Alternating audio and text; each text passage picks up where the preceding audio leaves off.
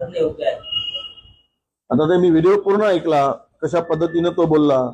एखादी चळवळीत काम करणारा कार्यकर्ता आहे ओबीसीचा, तो नेता फिरतोय लक्ष्मण हाके, मोठमोठ्या सगळीकडे त्याला सभेला लोक बोलवत आहेत.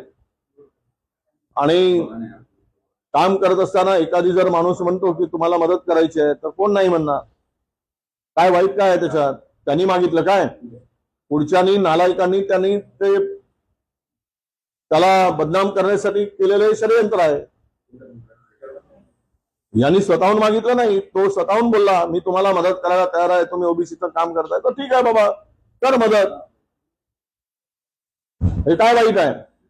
हे फुकट झालंय काय? मग एवढे जे आंदोलन झाले सगळ्यांचे, त्यांनी काय पैसे घेतले नाही काय? बिना पैशानं आंदोलन केले काय बाकीच्यांनी? त्या लक्ष्मणला बदनाम करण्यापेक्षा. काल चंद्रपुरामध्ये चंद्रशेखर बावनकुळे